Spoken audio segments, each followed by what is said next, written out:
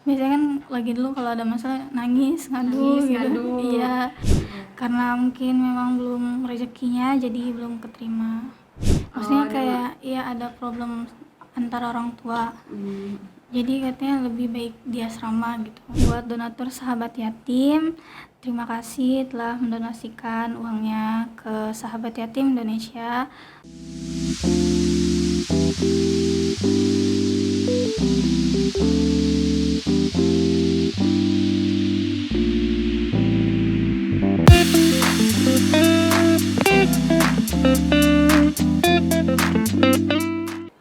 Assalamualaikum, halo sahabat semua, balik lagi di Bincang Sahabat dengan aku Ulis. Hari ini kita akan berbincang dengan salah satu anak asrama asuh sahabat yatim. Kita langsung perkenalkan diri aja kali ya, silakan.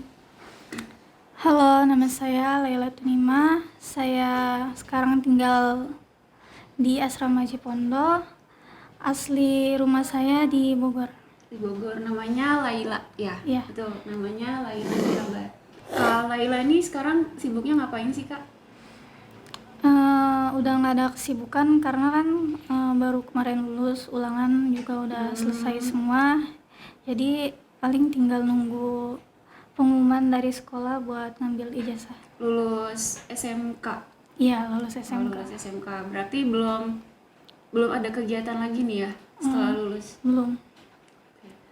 Sekarang Kak Laila kan udah lulus nih. Sekarang tinggalnya di asrama mana sih Kak? Di asrama Cipondo. Di asrama Cipondo. Iya.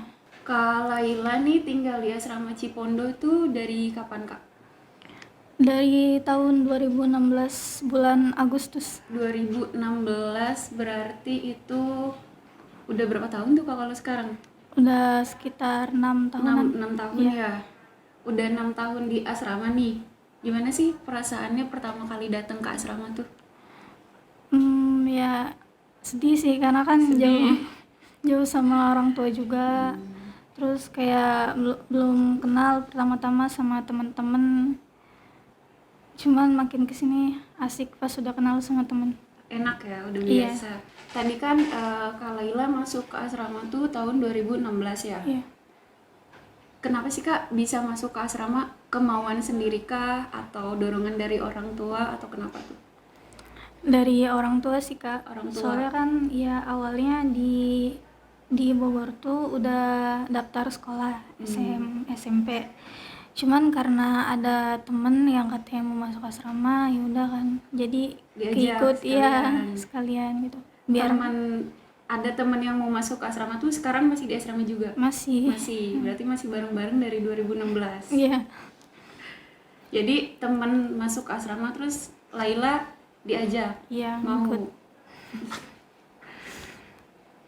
Laila kan masuk ke asrama nih karena temennya duluan masuk nih ya. Temennya mau masuk terus diajak mau. Iya. Emang sedekat apa sih sama temennya sampai temennya mau masuk nih terus Laila mau juga masuk ke asrama? Dari TK dekatnya. Dari TK. Masya Allah, berarti udah lumayan lama ya, udah kayak keluarga sendiri sampai Iya. mau ikut. Iya. Emang nggak ada perasaan takut Kak pas mau tinggal ke asrama, kan jauh nih dari orang tua, jauh dari teman-teman di kampung, pasti kan temennya nggak cuma dia doang dong. Iya. Nggak takut tuh atau nggak takut nanti di asrama gimana ya gitu? Ada perasaan gelisah nggak sih? Ada. Iya. Gelisah. Cuman karena dari temennya juga kayak udah yakin, yaudah ikut aja gitu.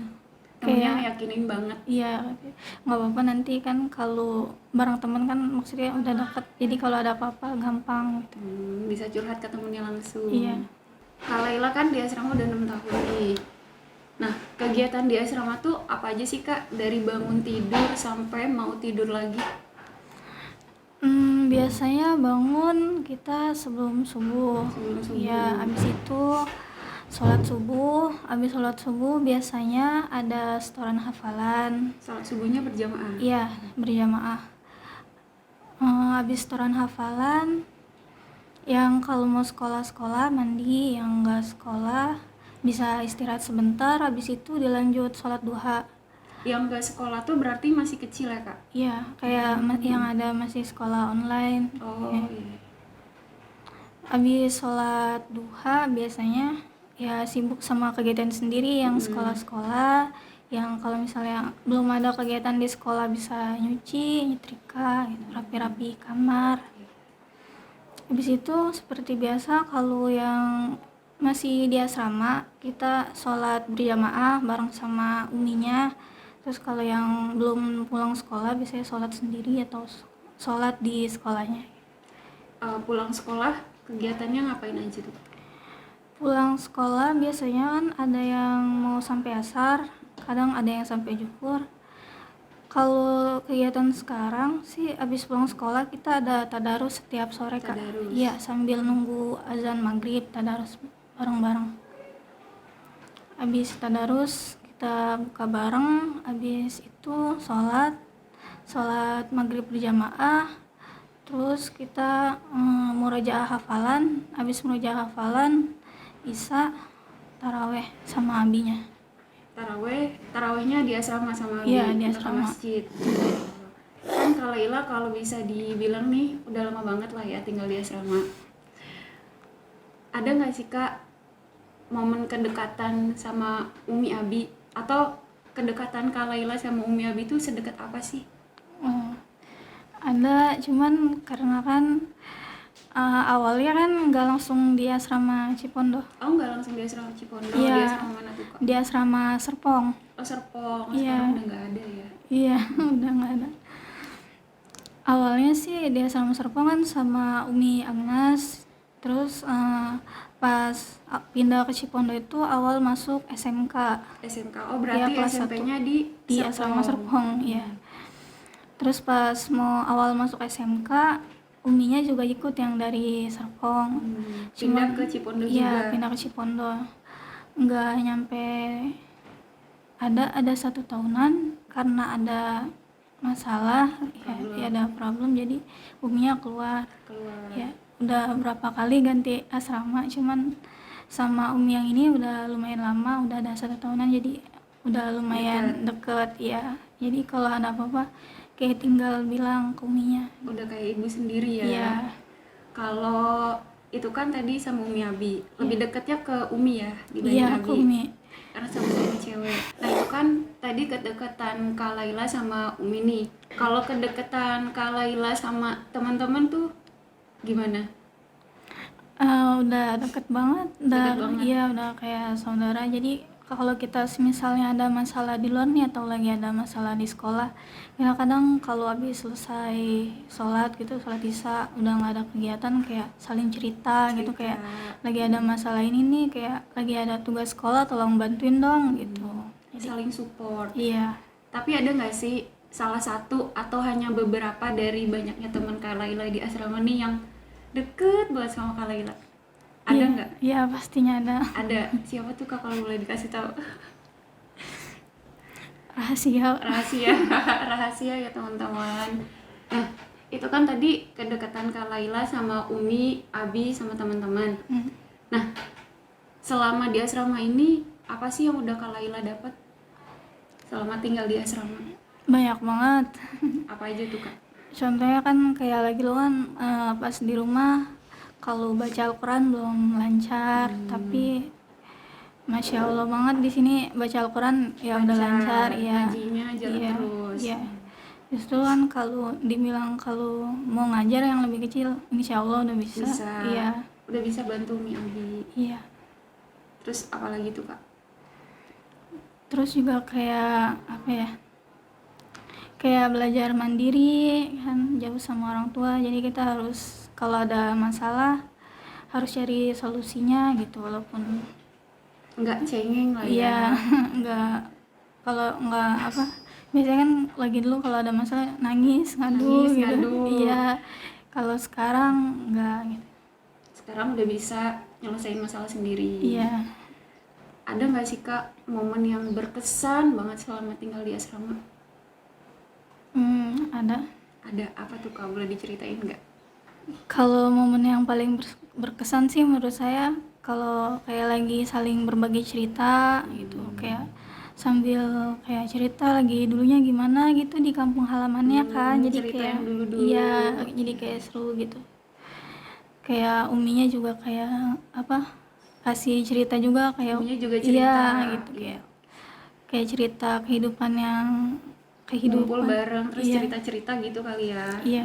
Nah, tadi kan Kak Laila bilang kalau Kak Laila tuh masuk asrama disuruh orang tua karena ada teman Kak Laila juga yang mau masuk asrama nih. Iya. Nah, Kak Laila tahu nggak sih kenapa Kak Laila disuruh masuk asrama?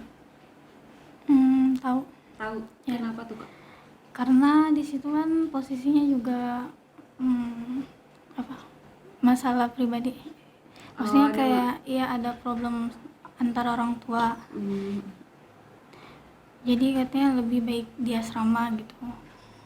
Untuk kebaikan Kak Laila. Iya. Jadi Kak Laila mau tinggal di asrama. Iya. Kak Laila kan sekarang nggak ada kegiatan apa-apa nih, tinggal nunggu ijazah. Iya. Nah, ada niatan buat kuliah nggak sih Kak? Ada. Ada Iya. niatan buat kuliah. Mau kuliah di mana tuh Kak? Awalnya sih kan udah coba ikut SNMPTN dari sekolah pakai jalur nilai rapot. Karena mungkin memang belum rezekinya jadi belum keterima. Awalnya sih pengennya di Untirta. Iya. Karena kemarin pas udah ada pengumumannya tapi kan nggak lolos, ya udah mungkin emang bukan di situ. Tapi masih ada niat kuliah sampai Masih ada sekarang. niat kuliah. Masih. Kalau misal kuliah nih, bener kuliah, masuk kuliah, Kak Laila mau ambil jurusan apa sih? Psikologi. Psikologi, Masya Iya. Allah. Psikolog, mau jadi dokter psikolog. Iya. Amin. Psikolog tuh kan terkenal susah ya Kak ya. Iya. Kenapa sih mau jadi psikolog? Karena apa ya, lagi ada kemauan tuh karena pengen apa, kayak ngobatin orang-orang yang emang lukanya. Hatinya, Iya, mentalnya. iya mental. Karena kan sekarang tuh kebanyakan mental health itu lebih penting. Ya, betul banget. Kita udah lumayan banyak nih ngobrol tentang Kak Laila. Iya. Nah, Kak Laila ada pesan gak sih buat donatur nih yang lagi nonton? Pesannya buat donatur sahabat yatim, terima kasih telah mendonasikan uangnya ke Sahabat Yatim Indonesia. Semoga selalu diberikan kesehatan, diberkahkan selalu, dipanjangkan umurnya. Amin. Kalau pesan untuk teman-teman di asrama nih yang sekarang mungkin masih SMP, masih SMA atau bahkan masih SD, ada nggak sih pesannya buat teman-teman? Buat yang masih di Sahabat Yatim, buat SD, SMP maupun SMA yang belum lulus, buat kalian jangan pernah patah semangat walaupun ada masalah yang benar-benar buat kalian down gitu. Pokoknya jangan sampai kalian ada niat buat keluar dari asrama gitu. Tadi kan Kak Laila mau jadi psikolog ya. Iya. Semoga apapun yang Kak Laila impikan tercapai. Amin. Bisa menjadi psikolog yang bermanfaat di masyarakat luas.